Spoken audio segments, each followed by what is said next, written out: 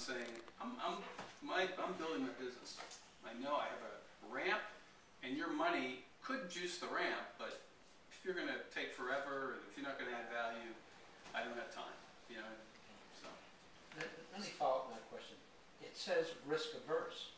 So my sense of looking at the charts is VCs take very little risk.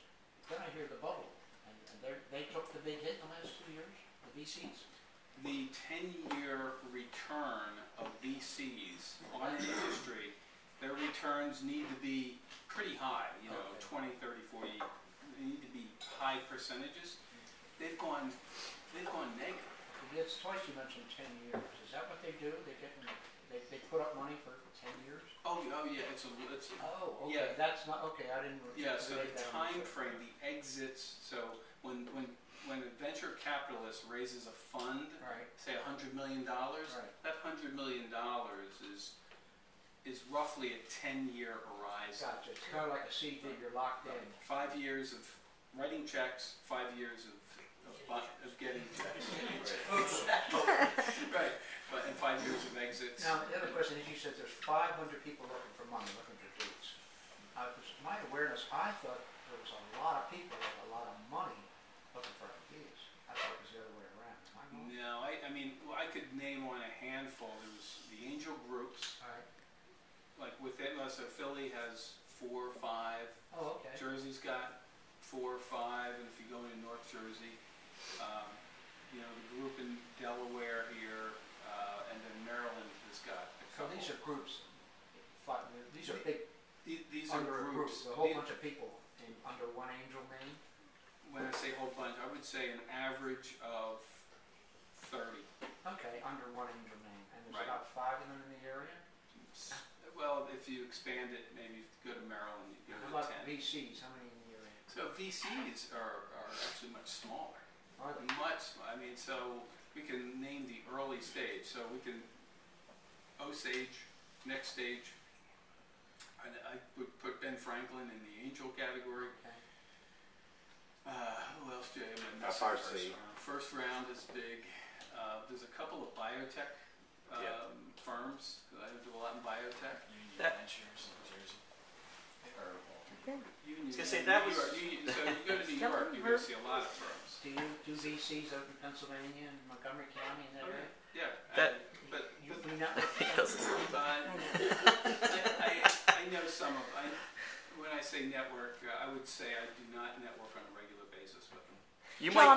You might cover this later, but do you guys just cover specific industries as First State, or just in general?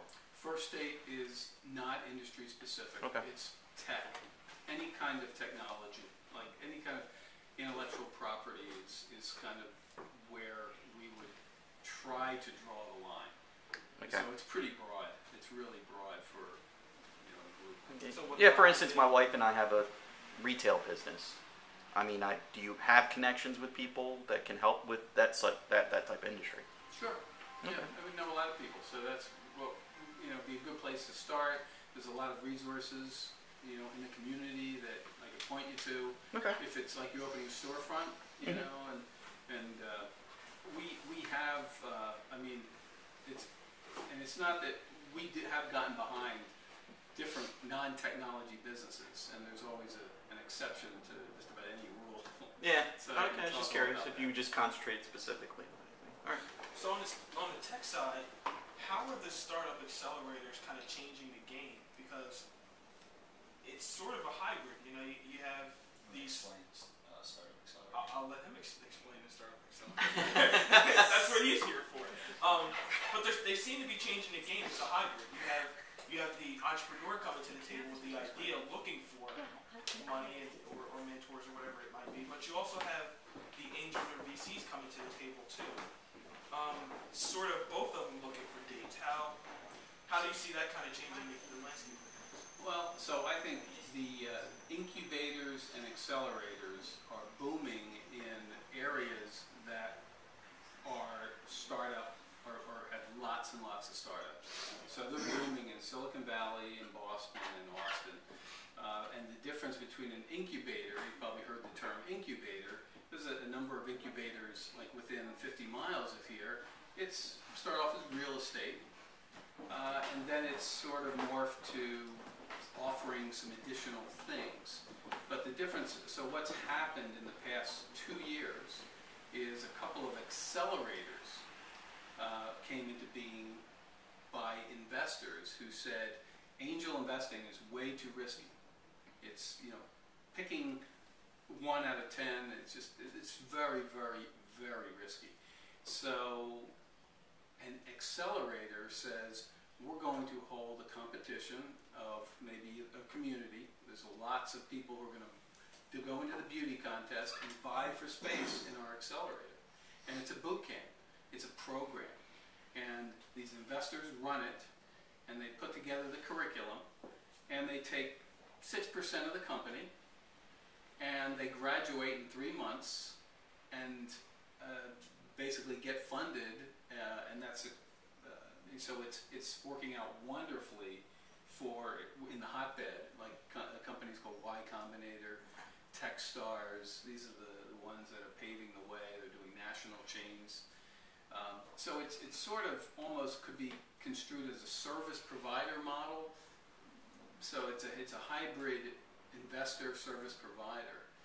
So they're providing a boot camp, they're providing a launch pad, and they're accelerating the business. So that's what's been happening nationally. Around here, because it's a very conservative region, we don't have hundreds and hundreds of startups. There's only been one accelerator that's up in Philadelphia that this summer it's going to move its program to New York, actually. Going back to FSI, how active are they, and have they funded anything around here in the past? Yeah. So FSI, when this group started, what basically the business leaders said is we're going to start forming companies, and between 2006 and last year, 7 companies were formed. 7 companies were launched. One of them is the predecessor that Jay has now, a company called Niatech. It's in the IT space. And if you look at the other companies, pretty much the model of what they had done is a lot of the advisory board members launched a company. And they had to step back and think, now maybe this model of us launching a company is not going to scale. And so they really had to think about how do we launch this, and that's when I got engaged, and we're trying to come up with a real angel network. We're trying to put together a pooled fund, and the 7 companies that did launch are really questionable. No big exits yet. So some of them are really struggling. So that's kind of if you look at a track record, how they were formed. Each of them has their own story. So I'd be glad to go into the 7 stories at some point. Are you involved in the technology part?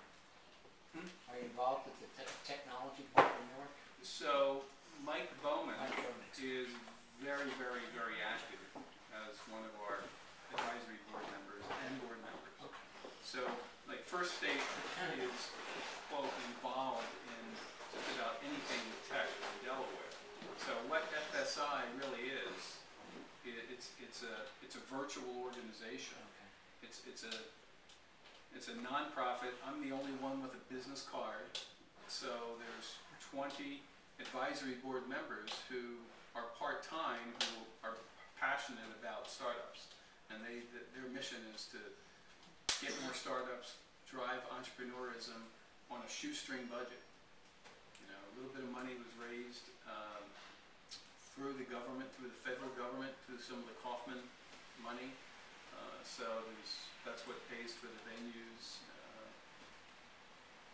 And how are we getting more startups? I know a couple of people in here that are working on startups, but we find each other, and it's kind of like I never knew you ever would have existed. We approach each other in a certain kind of way because we feel kind of few and far between. So maybe what is FSI doing, or some of the other entities that you've mentioned doing to find these startups? Well,